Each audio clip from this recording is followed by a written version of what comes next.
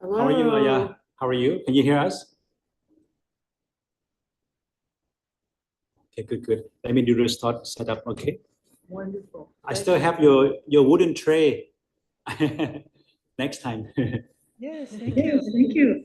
Hope to come soon. We'll I'm gonna do some setup for you. Okay, Aya, have a very good evening. Have a very good evening with your teaching. thank you very much, Monkey. You also. While I was charging, make sure the setup is good. So. Yeah.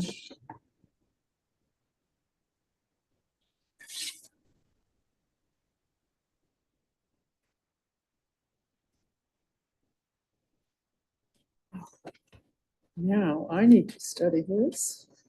Oh, that's so simple. It was just this chord that was off, right? Yes. Okay.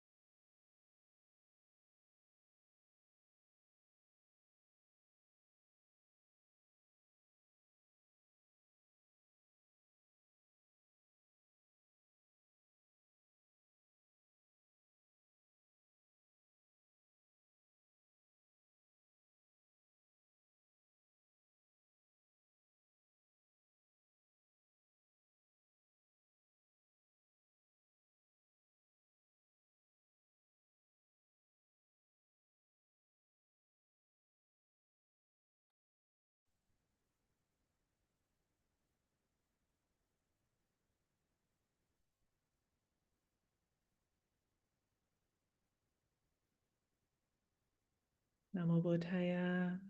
Good evening, everybody, and welcome to our regular Tuesday evening program here at Dhamma Monastery. I am Bhikkhuni Kaccayana, happy to be with you all this evening, and welcome also to those at Wat Bhutanasarn. Happy to have you with us this evening. So we'll begin with the chanting, as is regularly done at the Wat Bhutanasarn. So just a moment, let me pull that up.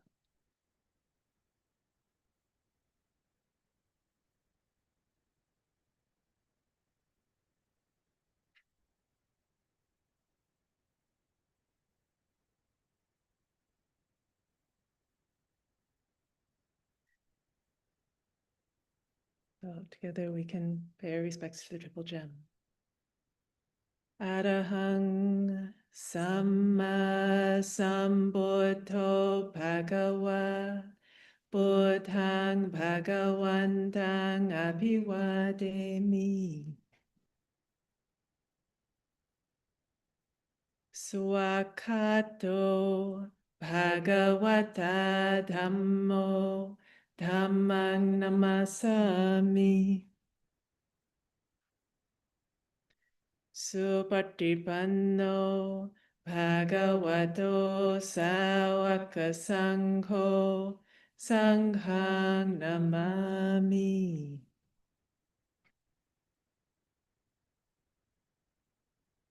Namo tassa Bhagavato Arahato Samma Sambuddhassa.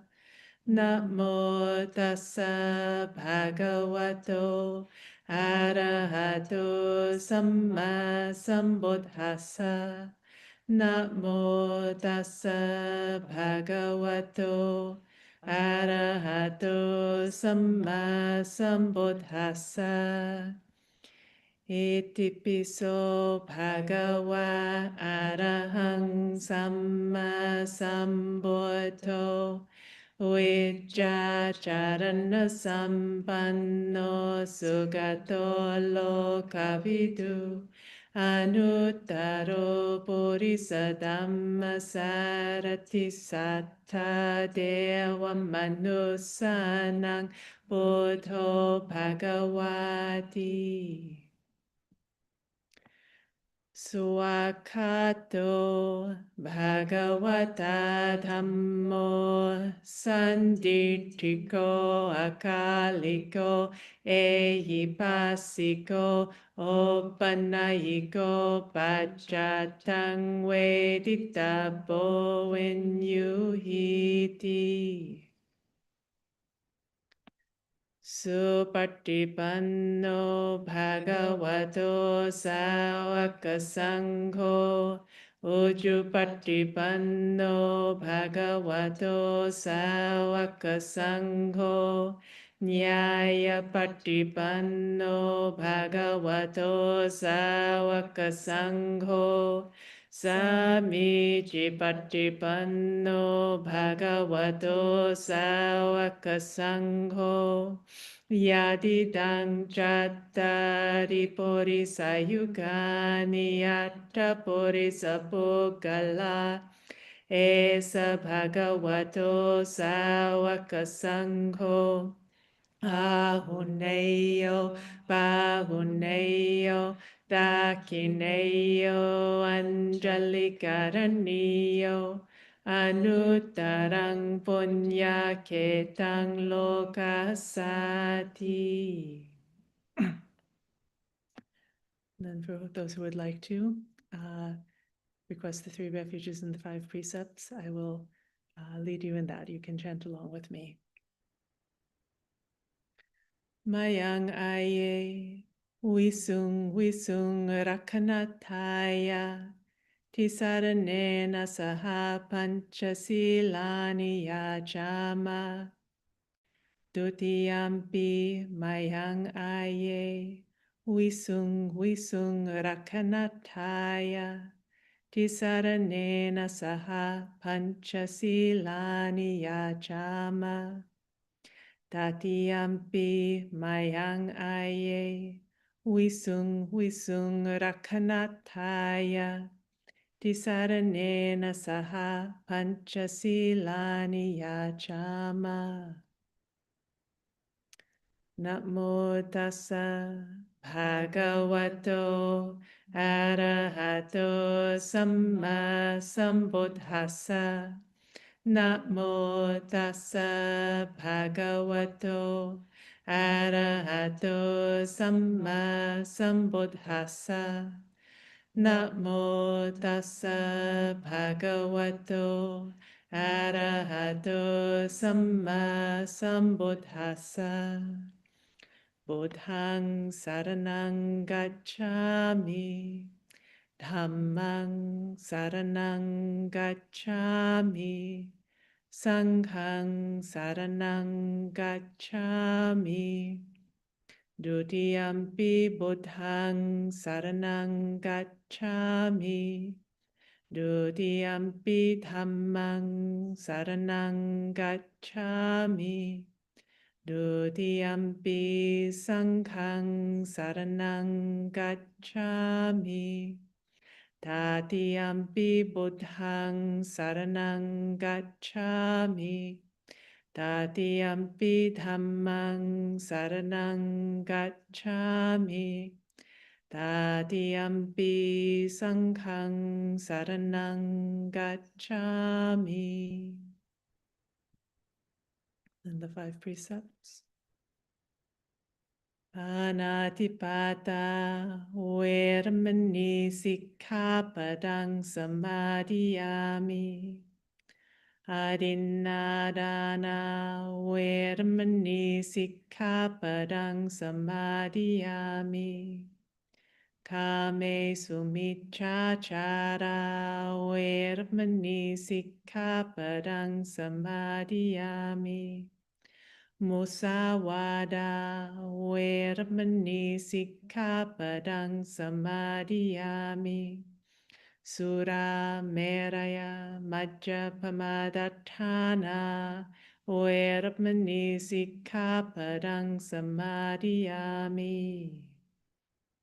I've undertaken the precepts to refrain from killing, from taking what is not given, from sexual misconduct, from false or harmful speech, and from intoxicants. Sadhu, sadhu. Sabapapa saakaranang kusala supasampada sajitta pariyodapanang etang buddhana sasanang. Honoring the parents. Ananta guna sampanna janeti janaka upho maihang mata pitunang va padewandami sadarang etena satchavachena sadasoti bhavantu me. Honoring the teachers.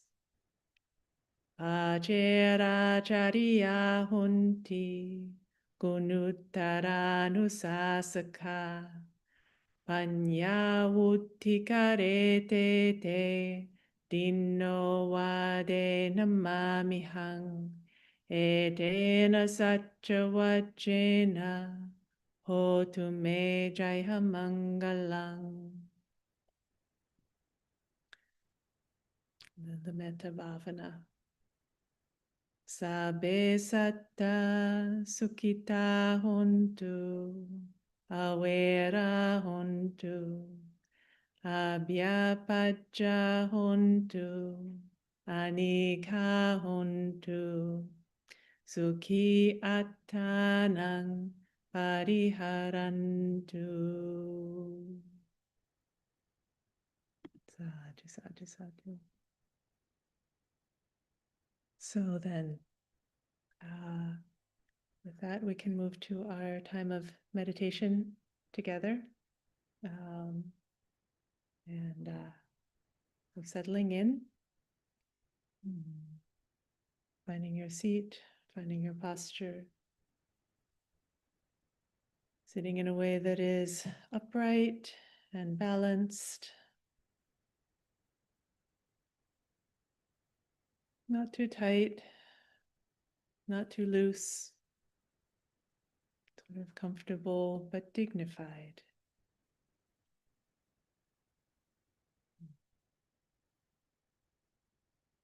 Grounded.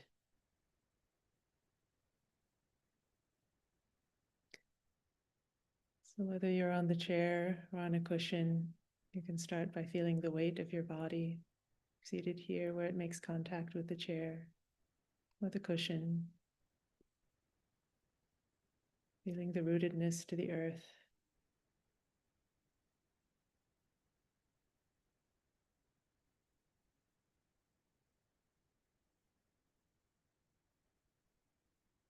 And then bringing your intention up the spine slowly.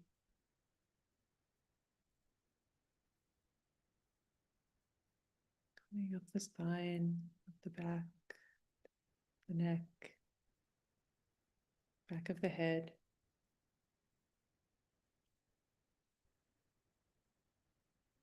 Feeling the uprightness, the strength of this central column of the body.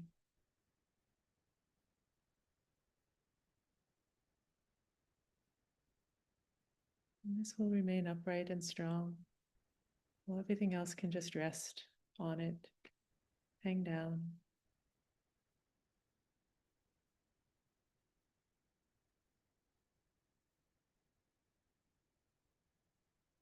We'll go down the body, relaxing little by little, starting with the scalp, top of the head.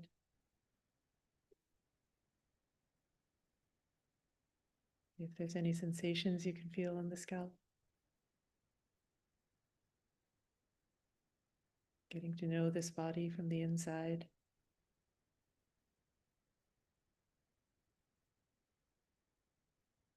Coming to the face, the forehead, the eyes, the nose,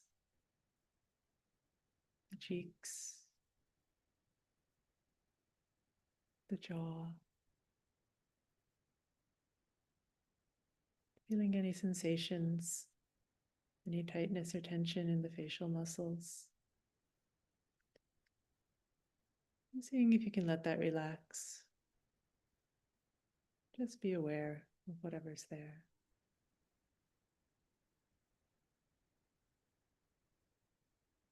Just inviting relaxation.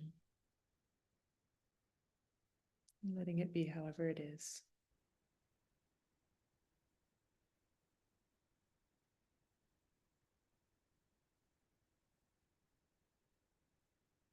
Bring your intention to the neck, the throat.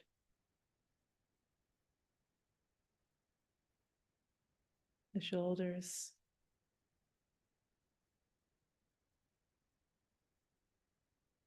Once again, inviting any tension there to release.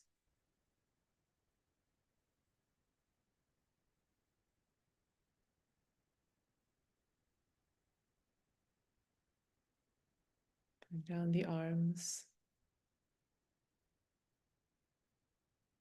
upper arm, lower arms, to the hands. Feeling whatever sensations there may be in the hands.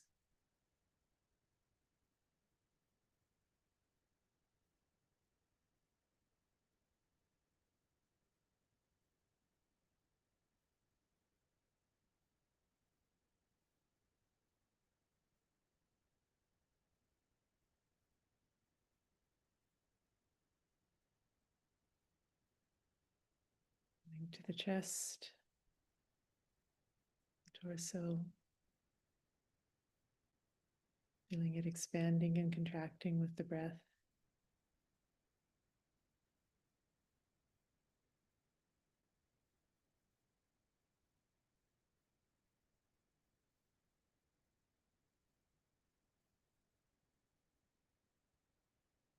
Coming to the belly.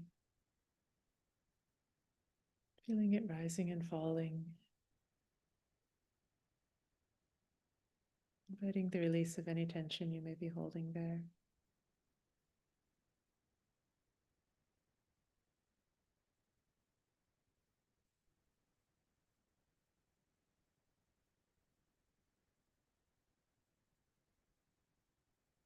Feeling again the seat making contact with the ground, with the chair or cushion.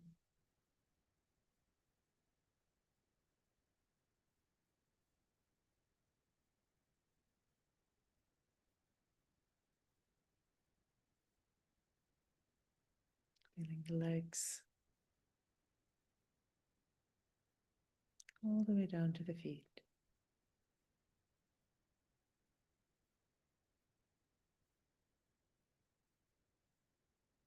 And just being aware of this whole body seated here, whatever may be going on with it.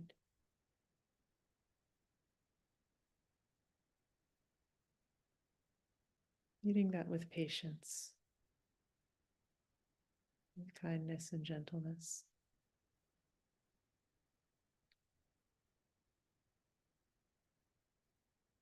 Letting it be how it is, and knowing what that is.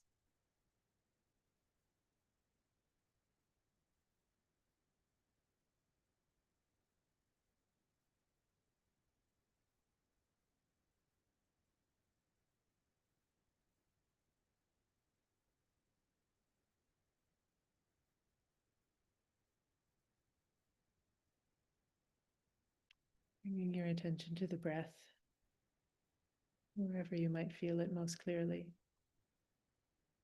Whether that's at the nose, at the nostrils, chest rising and falling, the belly rising and falling.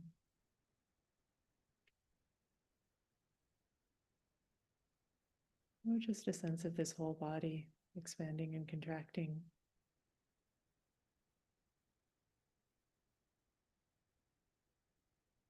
However you feel the breath in this body,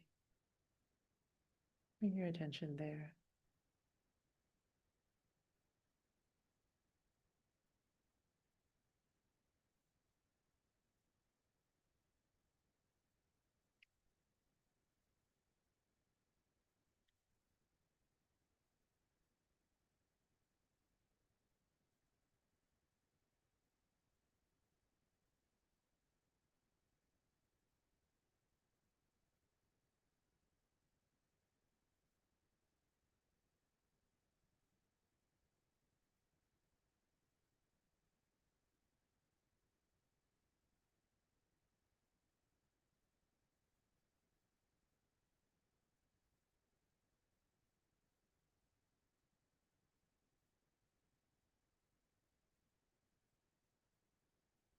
I invite you to stay with this breath for the rest of this meditation.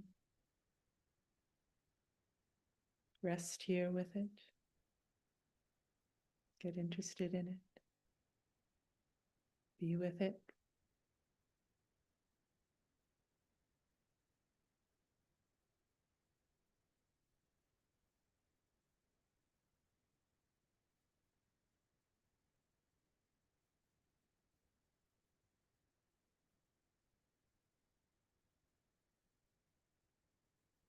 But also know that it's normal if the mind gets pulled away. There's some other sensation in the body, some sound in the room, some train of thought in the mind, some emotion from the day.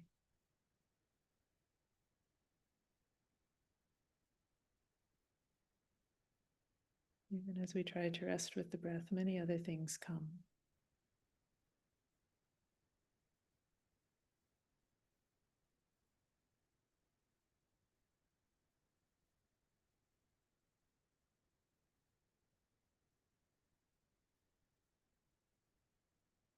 I invite you to meet them with patience.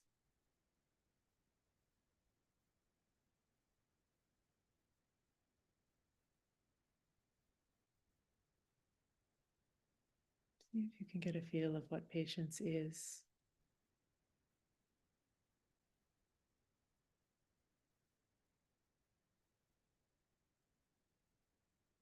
It means letting it be okay,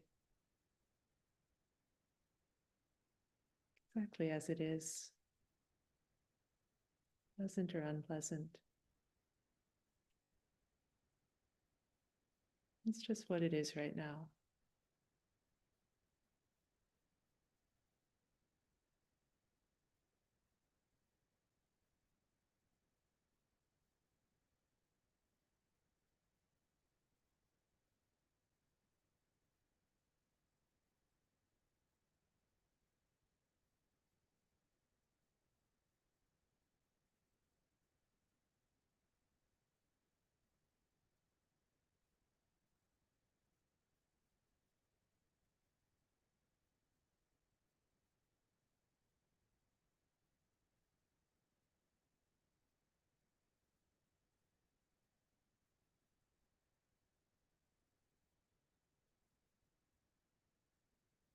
Coming back to the breath with patience again and again.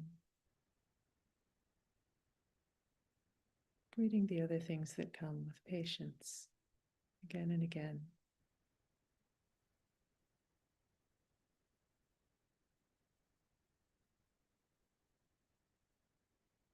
Letting there be ease and comfort with that.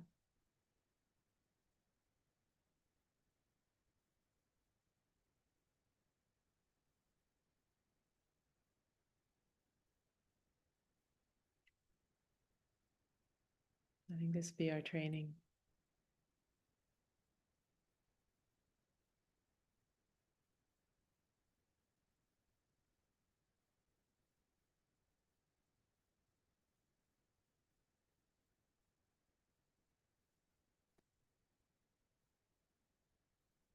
So we'll sit together in silence.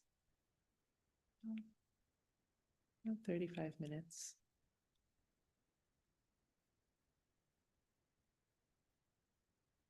Inviting your patience and ease.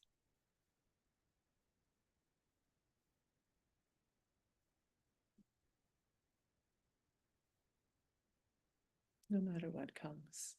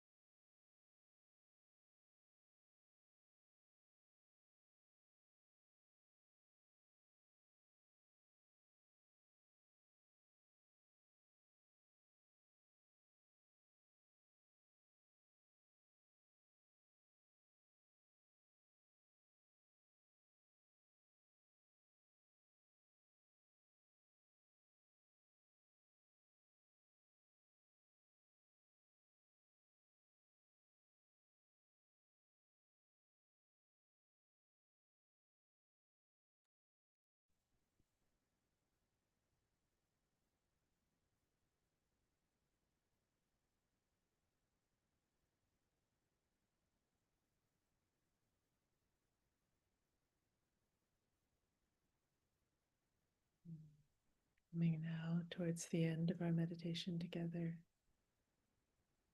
I invite you to check in. How is this body now? How is this mind now?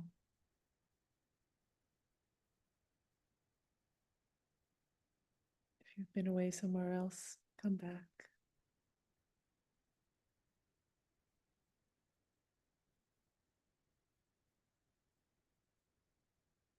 If it's in a pleasant state, a beautiful state, you can rejoice in that.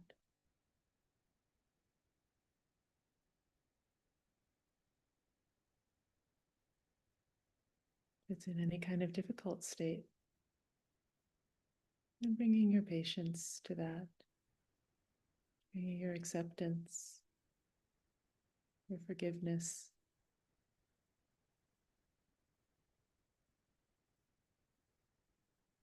Letting this quality of patience carry you through any frustration, any difficulty, any challenge.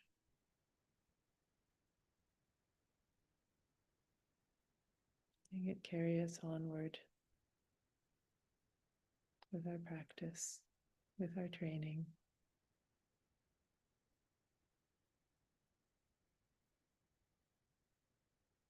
Seeing if you're going to get a sense of that patience or that joy.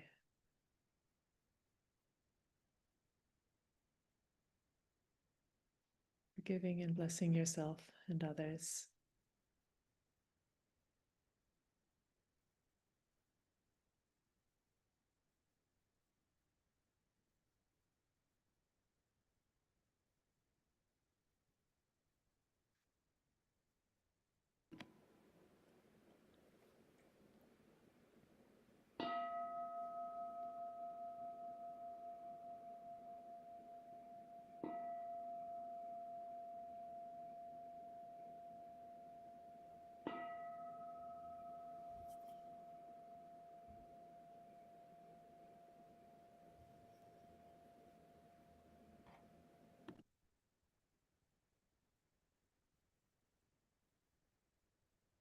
Namo tassa bhagavato arahato samma sambuddhassa. Namo tassa bhagavato arahato samma sambuddhassa. Namo tassa bhagavato arahato samma sambuddhassa. Buddhang dhammang sanghang namasami. So, once again, good evening to everyone, and welcome to our Dhamma and Wat Bhuttanasorn shared Tuesday evening program. I'm happy to be joined here this evening. I'll just put her briefly on the camera. Venerable Tavira is here with me, and we shall be sharing a little bit later, maybe. So I want to begin, well, with a little bit more chanting. We actually did this earlier. It's part of the regular chanting from Wat Bhuttanasorn, but I want to put this as the theme of our day. It's the Ovada Patimokkha, one of the principal teachings of the Buddha, a summary. So, Sabba papa sa akaranang kusala supasampada sajita pariyodapanang etang buddhana sasanang kandi paramang tapoditikha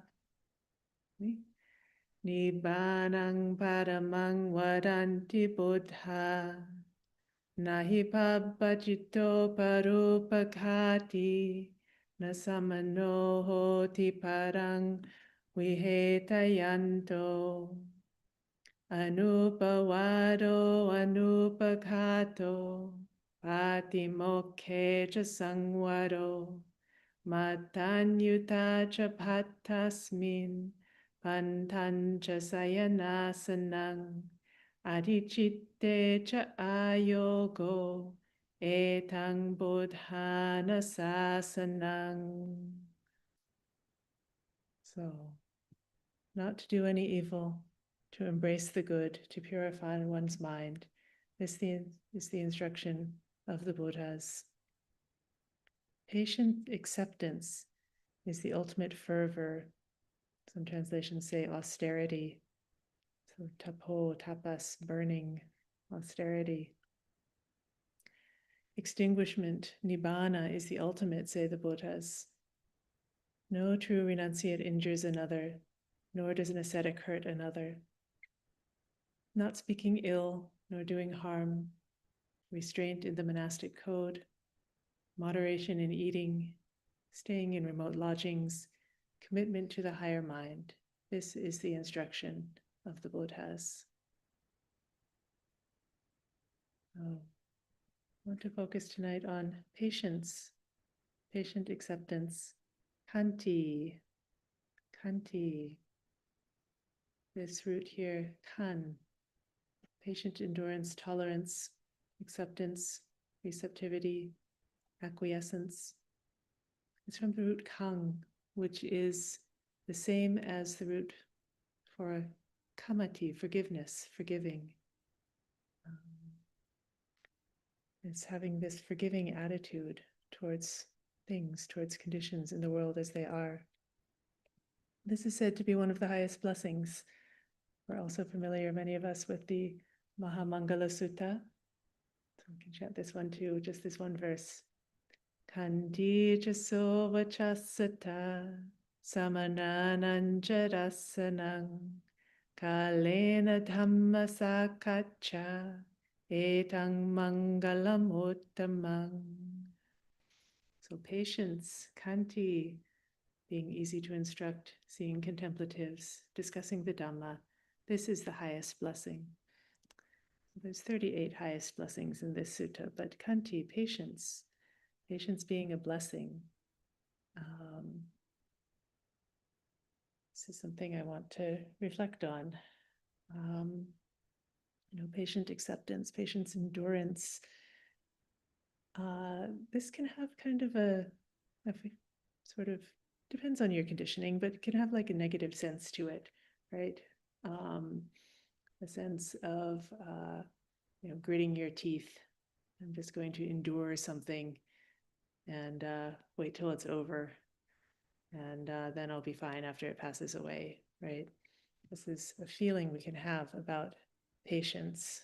Like it doesn't necessarily have an uplifting heart quality to it when you hear about it. Maybe for some people it does, but not necessarily for everybody. Not all the time. It's like, oh, just got to be patient until this terrible thing passes, whatever it is, right?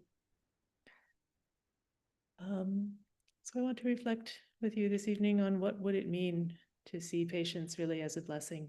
It's one of the highest blessings in our life. And what is this quality of patience?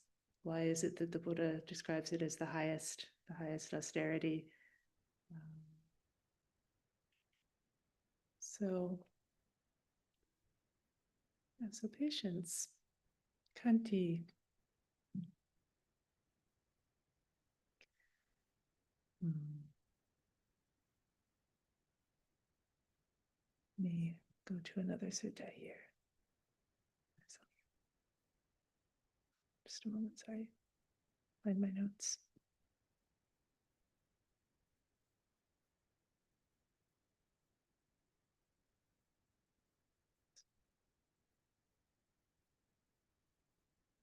What is patience and how does it inform our practice?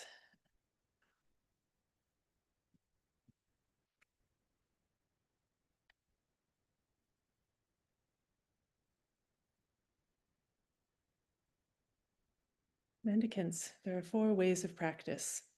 What 4? Impatient practice, patient practice, taming practice, and calming practice. And what's the impatient practice? It's when someone cannot endure cold, heat, hunger, and thirst. They cannot endure the touch of flies, mosquitoes, wind, sun, and reptiles. They cannot endure rude and unwelcome criticism, and they cannot put up with physical pain, sharp, severe, acute, unpleasant, disagreeable, and life-threatening. This is called the impatient practice. And what's the patient practice? It's when somebody endures cold, heat, hunger, and thirst. They endure the touch of flies, mosquitoes, wind, sun, and reptiles. They endure rude and unwelcome criticism, and they put up with physical pain, sharp, severe, acute, unpleasant, disagreeable, and life-threatening. This is called the patient practice. And there's actually two suttas very similar. I'll read you the other one very briefly. Mendicants, there are 4 ways of practice. What for? Impatient practice, patient practice, taming practice, and calming practice. And what's the impatient practice? It's when somebody abuses, annoys, or argues with you, and you abuse, annoy, or argue right back at them. This is called the impatient practice. And what's the patient practice? It's when someone abuses, annoys, or argues with you, and you don't abuse, annoy, or argue back at them. This is called the patient practice. So, yeah, so I think we can understand when we think about those we may admire in terms of their practice, in terms of their spiritual practice and growth and development, those we look at and look up to, that they would be practicing patience in these ways, right? If you, if you meet a senior monastic and maybe they're driving them to a teaching or something, and if they're sitting in traffic and like cursing at all the other drivers and frustrated from that, that would be sort of shocking a little bit, right? It would be disappointing if you're thinking that this person is a spiritually realized person in some way, and then there they are cursing out the other drivers. You'd be like, oh, something not quite right here, something not impressive, not inspiring in this. And similarly with if there's cold and heat and hunger and thirst, and this is they just can't tolerate it, getting cranky, getting angry, lashing out at people over these things, this would not be inspiring behavior. This is not to say that we shouldn't do what we can to be warm if we're cold, or cool if we're warm, if it's too hot out. Doesn't mean we shouldn't eat what we need to support the body and drink what we need to support the body. But it means that if we can't be attached to those things. We can't let those things be sort of controlling our whole life, our whole way of interacting with the world.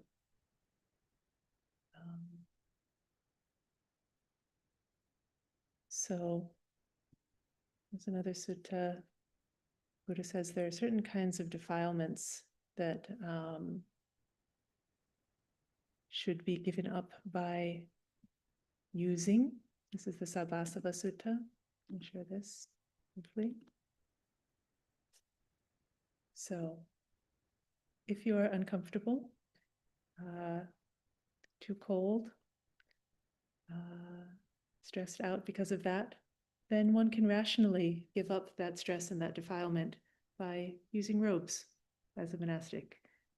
You can reflect rationally while making use of the robes, only for the sake of warding off cold and heat, for warding off the touch of flies, mosquitoes, wind, sun, and reptiles, and for covering up the private parts. They can make use of alms food, reflecting this is not for fun, indulgence, adornment, or decoration, but only to sustain this body. So getting rid of the defilement of hunger and the stress associated with that through eating appropriately, making use of lodgings for protection, making use of medicines for pain. These are defilements that should be given up by using what is suitable for that. We don't have to just be patient with everything. Sometimes we can change something about our environment and make it different. And that's reasonable to do. That's supported for our practice. But there are also defilements that should be given up by enduring. If we've already gone through whatever,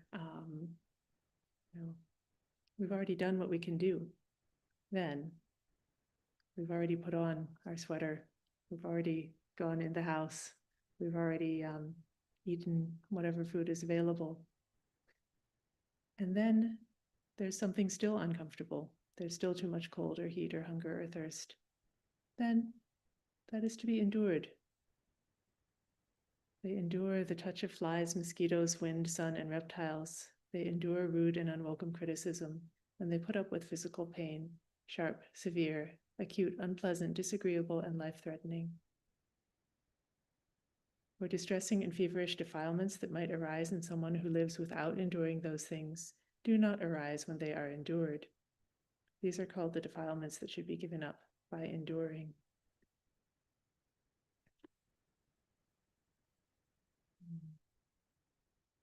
So, what does it mean to endure? How is it that this helps us to give up our defilements? What is patience? What is patient endurance? It's not really just that we're thinking, I will get through this, I will get to the other side, and then I'll be okay. This unpleasant thing is happening, I'm going to grit my teeth and get through. And then the pleasant thing on the other side will be, once I get there, I'll be fine. It's not really that, because, the pleasant thing isn't going to last on the other side. That'll be temporary. Just as the unpleasant thing is temporary, the pleasant one will be too. And if we're just sort of waiting for the next pleasant thing, then, well, it'll come at some point, and then it'll go, and you'll have another unpleasant thing. And then you're just going to grit your teeth and say, okay, well, where's the next pleasant thing? And wait for that, and then it'll come, and you'll be, oh, okay, good, I'm fine now. And then that'll go away, and then there'll be the next unpleasant thing. And this is the cycle. This is how our lives, we spend so much of our lives just sort of waiting for the next pleasant thing and gritting our teeth through the unpleasant things. And this is not exactly what the Buddha is pointing to.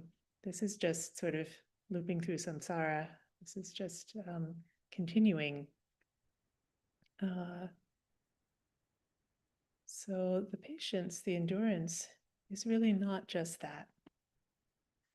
And I'm going to read you, let's see if I can find it again.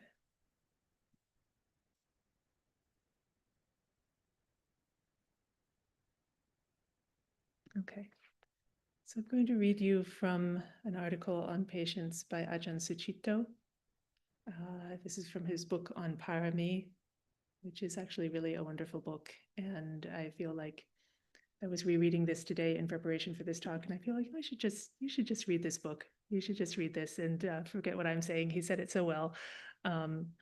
This is an article that I've come back to a few times. I read it a few years ago and was moved by it, and then read it again a couple years later and was moved by it, and read it again today. It's just like, oh, this is really good. This is really helpful. And so I'll put a link to it in the chat in a minute. This is Ajahn Sucitto's article or chapter on his book about the padamis, the perfections. What he says about patience is and how it is an ascetic practice. He says it's not, the Buddha pointed not to physical asceticism, which he frequently spoke against, but of the restraint of holding the heart still in the presence of its suffering until it lets go of the ways in which it creates that suffering. The restraint of holding the heart still in the presence of its suffering until it lets go of the ways in which it creates that suffering. That is, the mind-heart habitually creates suffering and stress through reacting to, holding on to, or getting caught up with what life throws at us. All the perfections contribute to the lessening or dismantling of that dukkha, but the specific quality of patience is to carry the heart through the turbulence of existence so that it no longer shakes, sinks, or lashes out.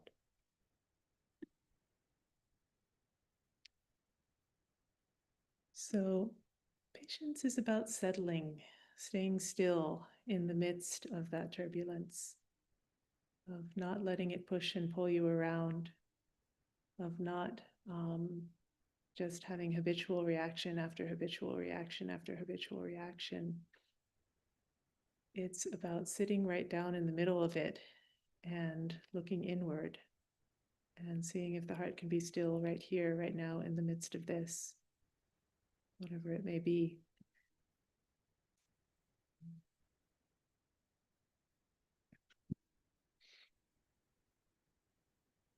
And, the Buddha, he endured a lot of things. Maybe we think our own troubles are so difficult.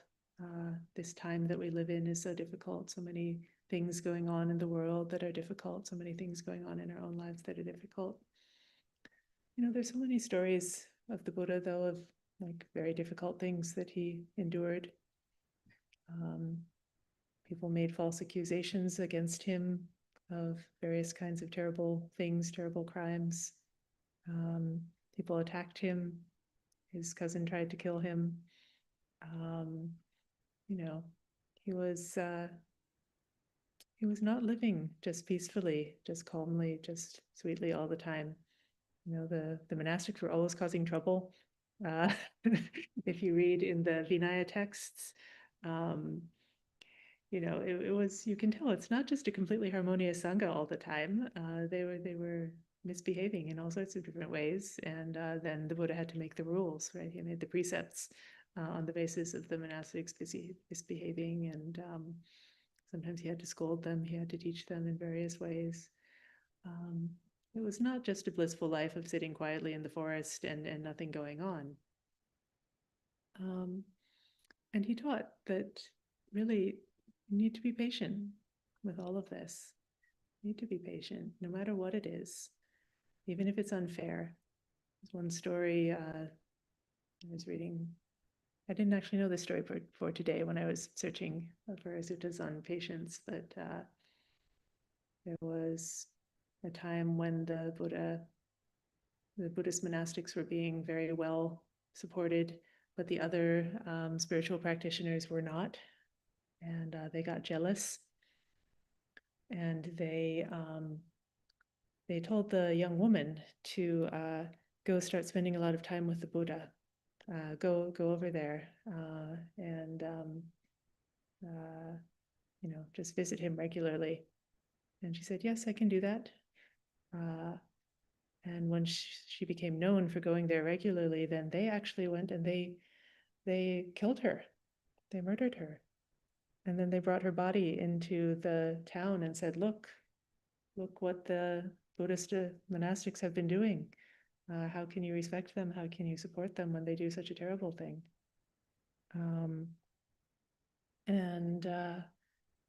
So the Buddha's advice was,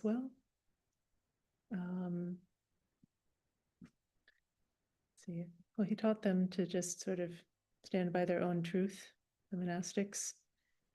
He taught them a verse to chant and to respond to the critics, saying, just saying their own truth. A liar goes to hell, as does one who denies what they did, is part of the verse. Anyway, people, after about 7 days, the rumor passed, it vanished. And Buddha's comment afterwards, he said, people out of control stab with words, like they stab a tusker in battle with darts. When they hear a harsh word spoken, a mendicant should endure with no anger in heart.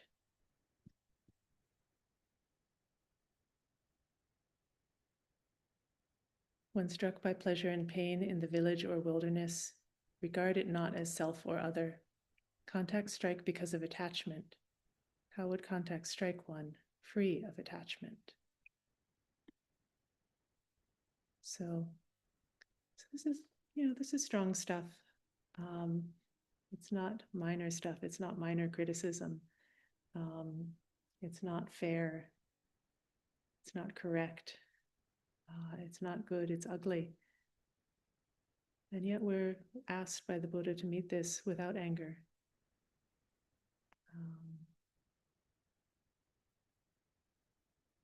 Knowing that for our own hearts, for our own minds, is part of our training, part of what will carry us through every difficulty that we meet in our practice. Patience with ourselves as we sit, as we sit in meditation. You have to have a lot of patience to be with the self, to be with the body, to be with the mind. Patience with each other in community. It takes a lot of patience to be with other people. Even if they're not doing anything so horrible as in that story, it takes a lot of patience to be with people, a lot of kindness. And maybe do one more thing from Ajahn Sucitto. I can find it quickly. Let's see. This is a story from Ajahn Sucitto. I remember my mother telling me of a woman she used to visit. This woman was over 90 years old and had been very poor when she was young and lived in an agricultural district in Cambridgeshire. There are many stories of agricultural workers going out into the cold fields, picking vegetables in November in the cold mud. This kind of work ruined her feet, and she developed terrible rheumatism. Even as a young person, she was quite hampered by it because she didn't have enough money to buy shoes. This must have been around 1910 or perhaps even earlier. My mother didn't meet this old lady until she was already 90, when she was crippled and had intense pain. All the bones of her body were painful and her feet were ruined. And yet this woman was a tremendously and totally sweet, loving light. This was a great inspiration to my mother because the old woman had eventually learned to be patient with this pain. And as the patience purified her of the mental suffering, she also became radiant. So this is part of our purification. This is the idea of austerity, of tapas, of burning off defilements that the other ascetics at that time were doing. They were, doing all sorts of very strong things. They were starving themselves. They were holding their breath. They were not sleeping. They were standing in stress positions all the time. They were not bathing. They were going naked. We're doing all sorts of these very strong ascetical practices with the intention of burning away defilements. And the Buddha is prescribing for us a much more gentle way, which is just whatever is already coming. If we cannot escape it, and there's so much that we can't escape, and how to just be with it, to develop this quality of patience in the heart that then is a purifying quality. We're not trying to just get to the other side of the pain and get something more pleasant. What we're trying to do is learn to be with the pain in a different way. Learn the ways in which we ourselves are creating that for ourselves. Learn that we can stop doing that and that we need to just sort of sit still in the midst of it to allow ourselves to stop sometimes. And that this is a great quality. This is a quality that will carry us through for the long haul for our practice.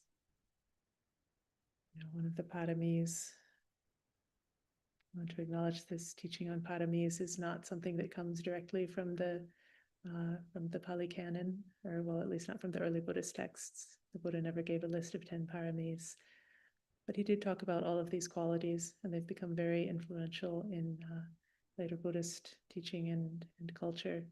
The idea of developing parami over many, many lifetimes. And patience being one of the most important, most most honored one of them. And parami means furthest, highest, best. Sometimes also explained as being what carries you across from one side to the other, what takes you far, what allows you to cross the flood of everything swirling around. This is a quality that can carry you through absolutely anything, absolutely everything.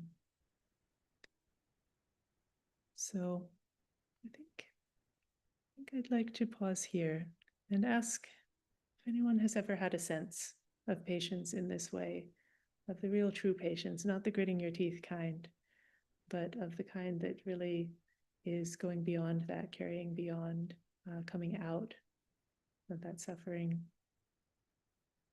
Does anyone have experience of that? Does anyone have anything they'd like to share about that? Or is it all just gritting your teeth? Anything to share? Sure. Okay, we'll invite Venerable Tavira to say a few words about this.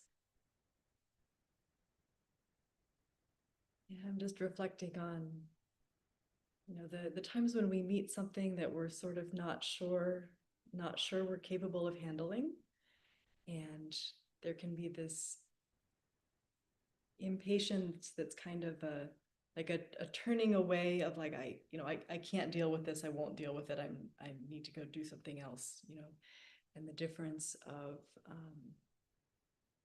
I guess, as we develop some confidence and some stability in our practice, there's then this confidence that's like, if I meet something that's difficult, I will have the skills to work with what comes up in myself in meeting that. And with that, there is a patience that can develop. That's, something where before I might have said, no, I can't. But now it's like I can meet that and I can say, all right, yeah, there is, those points where it's like I can see that before I would not have been able to do this, but now I can, and I can keep bringing myself back, and I can keep sort of stabilizing my own reaction and being able to keep meeting with kindness and patience, and just to keep meeting what I'm coming up against. And then sometimes you get overwhelmed and kind of go beyond your capacity and can't anymore. And that's when you need patience most. Exactly. Yeah, the other thing in this discussion that comes up for me is, a sense of caution of, there's times when, I'm meeting something that's difficult or something that's uncomfortable or something that's painful. And that decision of, when do I endure and develop patience, and when do I need to change the conditions? And it's one thing if it's cold and I should put my robe on.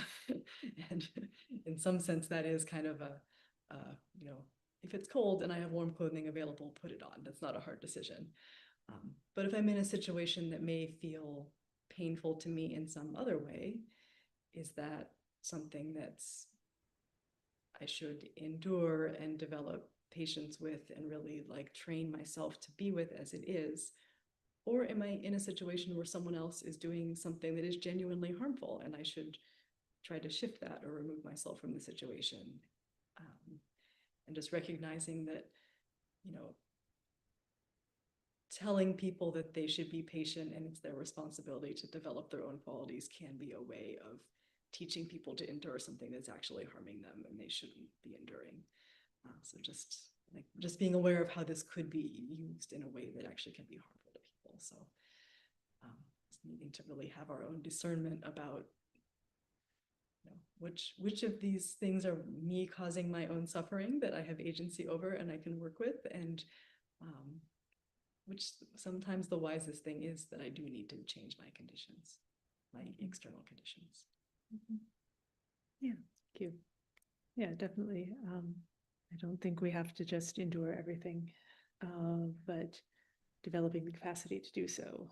I think, the Buddha definitely told people certain situations for monastics they should not stay in, because of not having enough support or having distractions or temptations or dangers to them of various sorts, and they should not stay there in that case, and that's wise. But to have the capacity when there is no way out to be with that, that's sort of what we're pointing to. Yeah, Daniel, yes, I'm happy to. Thank you. I really enjoyed the talk. I think for me, I've been trying to kind of reframe those unpleasant experiences that call on patience. Um, Really, you can't have patience except when something unpleasant is coming at you. That's the only way it's developed and cultivated. And so I've been trying to be more mindful of those situations and see them rather than like, oh, this is traffic or this is someone who's being annoying, but to see them, oh, this is an opportunity for patience. I can develop right now. I can develop in my Dhamma practice. I can get a little better. And if not for this unpleasant thing, I wouldn't be able to do that. If everything was all pleasant, I'd never develop patience. And so I found that to be really valuable, even when just doing mundane things like grocery shopping or driving in traffic or things like that. There's so many opportunities to practice patience. There's so many ways that it can be called on. And I found that to be really beneficial. Great, thank you. Definitely, the mundane things are really good for this. There's so many mundane annoyances, so many mundane things that are just so not the very serious situations like Venerable Tavira is talking about, but just in our daily lives, so many things come up that are annoying, and So many opportunities. and so many opportunities. And if we can see that it is just a small thing and yet we're causing ourselves so much dukkha over it, then that's really an excellent opportunity for that. So I'm glad you're experiencing that. I see a hand from Shari. Yes, please.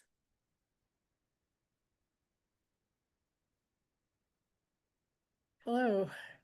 I think in my experience, patience is both outer and inner. Like a lot of times I find that I can like find a way to be patient in a situation, but inside I'm just going like that, And so I think along with Venerable Tavira's comment that somehow or other discerning when it's appropriate to act versus when it's appropriate to endure is a really good point, because sometimes when you're feeling that way inside, it's a signal that you need to act rather than just endure. But I find often, we're trained in behavior, but not always trained to care for our heart and to truly be patient inside. So that's a practice that I've been working on. Too. Yeah. Okay. Thank you, Shari. I see another hand from Georgia. Yes, please. Thank you, Venerable. I don't know how to work technology, so I didn't know how to actually put the hand up on the computer. Fine. Thank you. Very good Dhamma talk. I think, I'm learning it. For me, it's a lot of self-discipline, because hindsight's 20/20, right? So I can see after I've messed up, and I go, oof, I think I'm catching things a little sooner now afterwards, but I'm still not to the point of, as far as, that resonated with me, what you said about the, in that reading, that we strike out of clinging, right? And so anything that's, when I feel slighted or something, when I look at it and I go, oh yeah, that was really just tanha, right? So it's just kind of, I think, coming down to, as far as the pain, enduring, I'm still squirming a lot during practice. I'm still opening my eyes all the time. And it's like, I've got to be the boss. I've got to kanti, endure. But I think it's just building that discipline, right? And that's the practice, right? And that'll come hopefully I'll keep working on that. But yeah, when you were giving that Dhamma talk, I went, wow, these Bhikshunis are so psychic. She's speaking to me. And I went, oh man. So anyways, thank you. It's a good Dhamma talk. I needed that. All right. Well, thank you. But not, this is not an uncommon experience. It doesn't actually require psychic powers to realize that some people might be having issues with patience. Um, so, yeah, thank you. Definitely. Yeah, there's so many things, so many little squirming things, right? And we do have to build our patience just in meditation of these small things of just like, oh, I want to shift a little bit more. Oh, if I could just shift in this certain way, then I would be comfortable and then I could meditate, right? If I could just. And so let me do this a little bit. Let me scratch this. Let me, it's kind of this moving, this shaking, and at a certain point, it's like it's as good as it's gonna get in terms of your posture.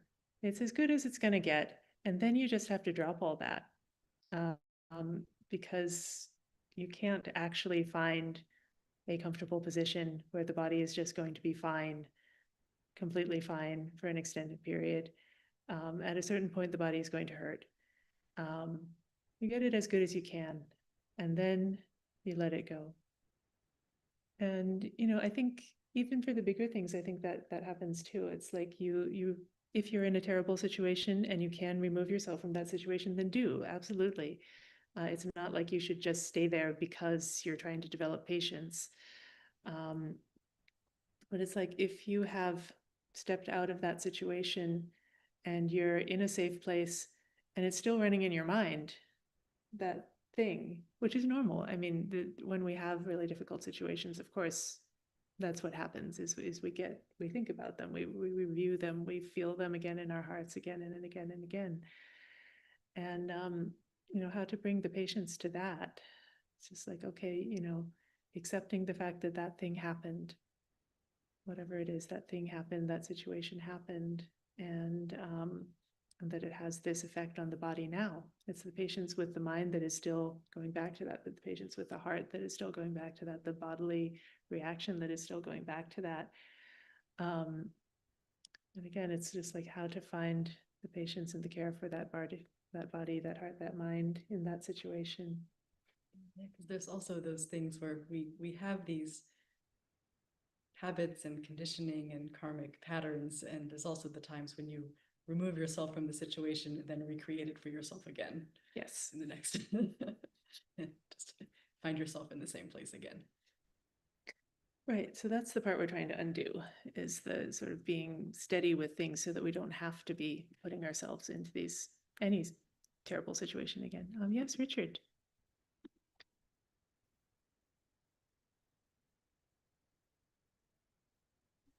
Thank you, Aya. So this patience and endurance,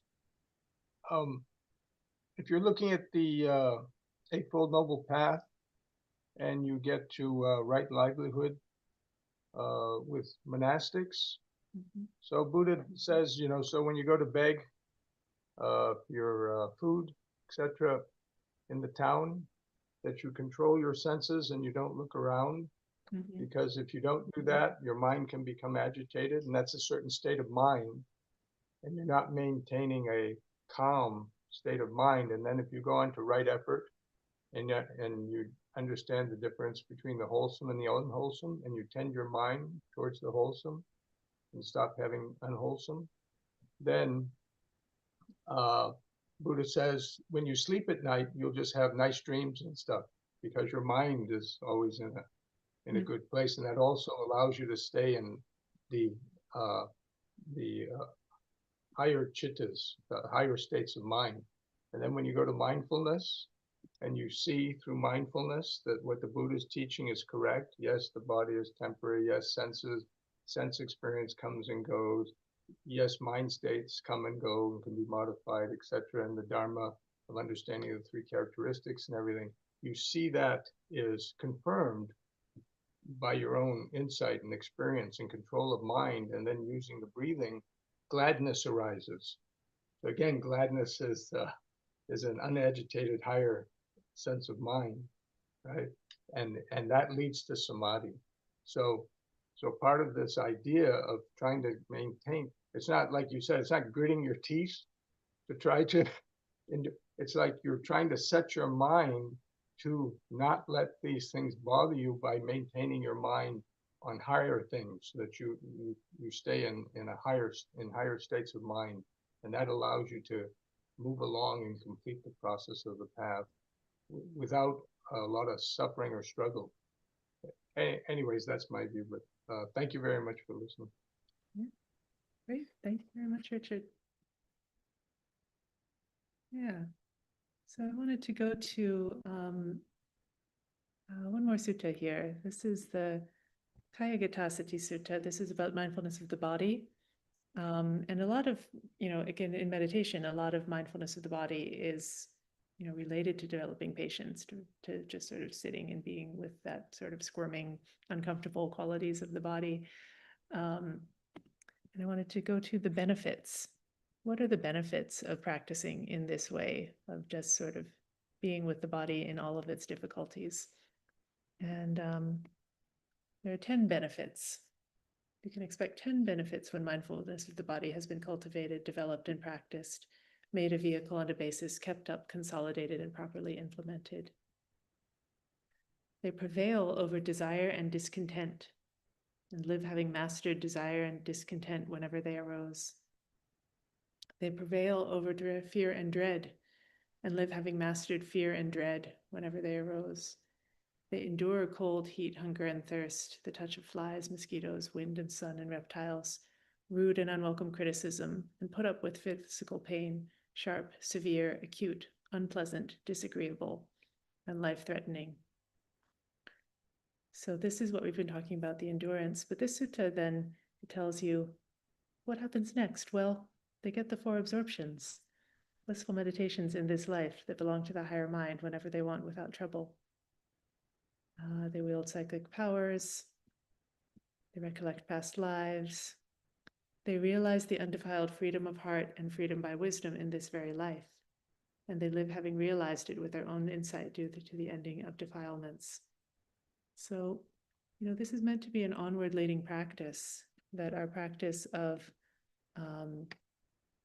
being patient, of equanimity, of patience, it is to bring us beyond.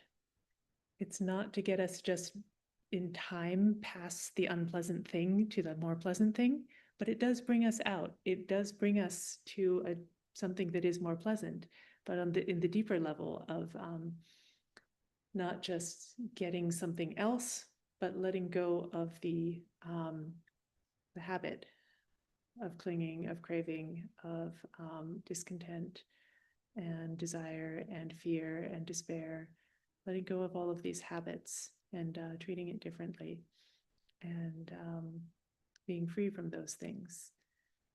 It is pleasant. It is actually the highest happiness, and patience is sort of a vehicle to bring us through, to bring us forward with that. And so I think Richard was pointing that a little bit. So anyway. Let's see, any other thoughts, any other comments? Otherwise, I think I might be about ready to close. No? Anyone else? Okay. Here, we'll go back in our view. So, I wish you all the blessings of patience, all the benefits of patience. I wish it may be something that you can develop and consolidate, and that can carry you through your practice for the long haul, all the way to Nibbana. That's my wish for you and for myself. And we can close by paying our respects to the Buddha, Dhamma, and Sangha together.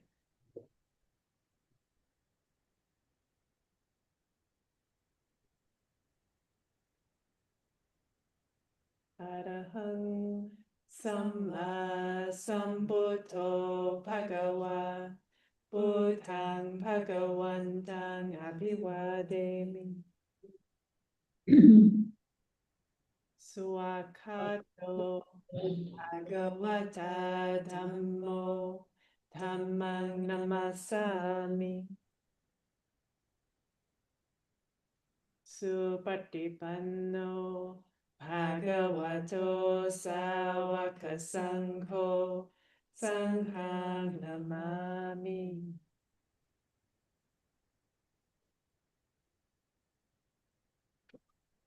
Rebounds to the teacher. Thank you so much. May you have every good blessing. May all the devas protect you. For the power of the Buddha, Dhamma, and Sangha, may you be well and happy and grow in the path. Sat. And Sadhu, sadhu. Sadhu, sadhu, sadhu. thank you everyone for your patient listening. Let's see. Well, I guess actually I won't see you next week. Ayasopana will. Ayasopana will be back with us next week. Oh, Great. So at this time. that's nice. Yeah. Oh, and yes, for those of you who are in the Bay Area, we are having a day-long retreat on the 20th there. And if you'd like to join us, you can find info on our website about that. We'd be delighted to see some of you at that. I think even some of you are already signed up, but if you're not yet, go to our website and find information about the event on the 20th. And I do want to plug again Ajahn Suchito's article. It's really so much better than anything I could say. So please go. Good Do you night. mind posting it again? Sure. I lost the meeting chat. because Sure, yeah, I can I left, or I'll put it back in the yeah, chat. died. Thank you. Yeah. Thank All right. you so much.